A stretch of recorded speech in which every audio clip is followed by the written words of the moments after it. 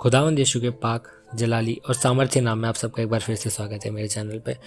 तो आज की वीडियो होने वाली है यजकेल 18 उसके 20 के ऊपर, और एक प्रेयर रिक्वेस्ट भी है, उसे मैं आप सबसे लास्ट में शेयर करूँगा उसको। तो चलें सबसे पहले हम वीडियो की स्टार्टिंग करते हैं। यजकेल 18 उसका 20, जो प्राणी पाप करे वही मरेगा, ना तो पुत्र पिता के अधर्म का भार उठाएगा और ना पिता पुत्र का। धर्मी को अपने ही धर्म का फल मिलेगा और दुष्ट को अपने ही दुष्टता का फल मिलेगा।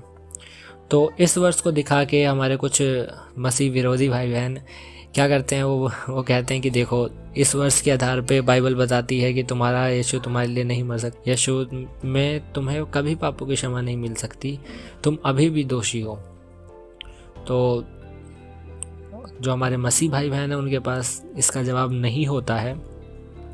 तो मैं उनसे कहना चाहूँगा, आप लोग बाइबल उठाएं। बाइबल के अंदर हर एक सवाल है और हर एक जवाब है। बाइबल अपने आप में परिपूर्ण है, इसे किसी दूसरी किताब की ज़रूरत नहीं। बाइबल अपने आप में परिपूर्ण है। तो चलें देखते हैं इसके अंदर क्या है, आंसर क्या बताता है। तो सबसे पहले ये हम इसी वर्ष में देखते हैं, यजकेल 18 उसका 20। यहाँ पे लिखा है अधर्म का भार। इसका क्या मतलब होता है? अधर्म के भार का मतलब होता है कि किसी की सज़ा भोगना। जैसे गुनाह किसी और ने करा और सज़ा मैं भोग रहा हूँ उसकी। मीन्स अगर हम किसी कोर्ट में देखते हैं तो उसमें जो गुनहगार होता है उसे सज़ा मिलती है। ऐसा सीन नहीं होता कि उसकी जगह कोई जाके बोल दे कि मैं ले रहा हूँ इसकी जगह सज़ा, इसे जाने दीजिए। ऐसा नहीं होता। तो यहाँ पे वही बात है कि अधर्म का भार मीन्स सज़ा। क्या यीशु मसीह ने हमारे पापों की सज़ा सही है, हमारे पापों की सज़ा दी है? नहीं, बाइबल इस बात का साफ साफ इनकार करती है। ऐसा क्यों? इसे मैं थोड़ा सा बाद में एक्सप्लेन करूँगा। पहले मैं इसे एक्सप्लेन करूँ कि यीशु ने फिर क्या करा, यीशु आए क्यों थे। चलें सबसे पहले हम सुसमाचार से स्टार्ट करते हैं। पहला कुरिन्थियों 15 अध्याय उसका 4 वचन, कि पवित्र आत्मा के वचन के अनुसार यीशु मसीह हमारे पापों के लिए मारा गया और गाड़ा गया, और पवित्र शास्त्र के अनुसार तीसरे दिन जी भी उठा।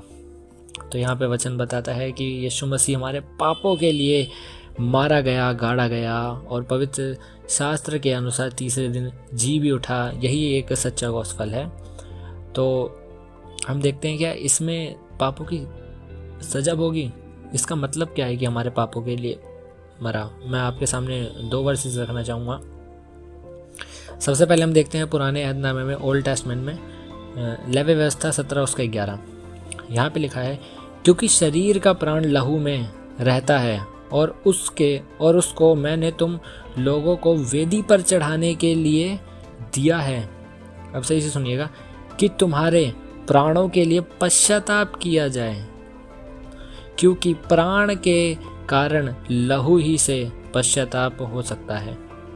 आप इस वर्ष को दोबारा पढ़ सकते हैं, आप अपनी बाइबल खोल के पढ़ सकते हैं इस वर्ष को, लेवी व्यवस्था 17 उसका 11। ये वचन हमें बताता है कि जब पहले बलि प्रथा थी जो यहूदी आज भी मनाते हैं, तो उसमें जो लहू वेदी पर चढ़ाने के लिए दिया गया था, उससे ये होता था कि पश्चाताप किया जाता था। एक पश्चाताप होता था कि हाँ, मैं अपने गुनाहों से पश्चाताप करता हूँ। उस लहू के कारण उनके पापों को क्षमा किया जाता था। उनके पापों का भार नहीं था, क्षमा किया जाता था। चलें इसको थोड़ा और क्लियर देखते हैं। अब इसकी एक क्लियर तस्वीर खुदावंद यीशु क्या कहते हैं। मत्ती उसका 26 अध्याय उस 27 और 28 वचन, फिर उसने कटोरा लेकर धन्यवाद किया और उन्हें देकर कहा, तुम सब इसमें से पियो, क्योंकि यह वाचा का मेरा वो लहू है, यह वाचा का मेरा वो लहू है जो बहुतेरों के लिए पापों की क्षमा के निमित्त बहाया जाता है।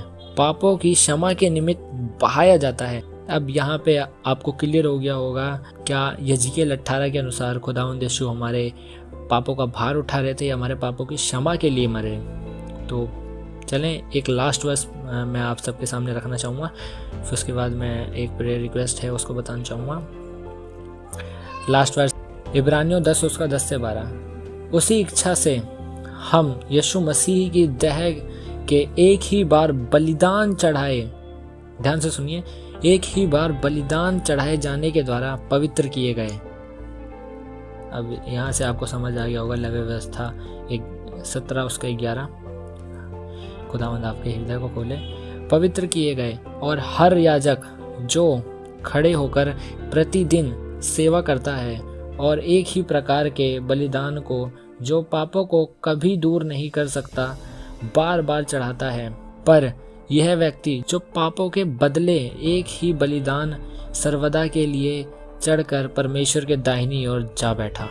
आई होप आप सबको समझ आ गया होगा कि यज़िकेल 18 उसका 20 हमें क्या बताता है, क्या इंडिकेट करता है, और खुदावंद यीशु किस लिए आए थे। क्या वो हमारे पापों की सज़ा या क्षमा भोगने के लिए आए थे। आई थिंक आप सबको क्लियर हो गया होगा। तो जैसा भी है आप सब नीचे कमेंट करके बता सकते हैं। तो अब मैं आता हूँ प्रेयर रिक्वेस्ट पे। ये प्रेयर रिक्वेस्ट बेसिकली मेरी प्रेयर रिक्वेस्ट है, ये किसी दूसरे की नहीं है। मैं आप सबसे एक प्रेयर रिक्वेस्ट देना चाहूँगा कि जैसे कई लोग जानते हैं कि मैं घर का अकेला मसीह हूँ इस वक्त, मेरा घराना विश्वास में नहीं है, तो बस यही कहना चाहूँगा कि मेरी फैमिली को अपनी दुआओं में याद रखें कि खुदावंद उनके हृदय में भी काम करे और भी ऐसे जो मसीह भाई बहन हैं उनके भी हृदयों में कार्य करे और वो सब खुदा को पहचाने और सत्य का आत्मा उन्हें आज़ाद करे। बहुत जल्द जेरी थॉमस भाई की भी वीडियो आने वाली है हमारे यूट्यूब चैनल पे और ये हिंदी में आएगी, तो आप सब चैनल को सब्सक्राइब करें और वीडियो को ज़्यादा से ज़्यादा शेयर करें। चलें खुदावंद यीशु के पाक जलाली और सामर्थ्य नाम में शालोम।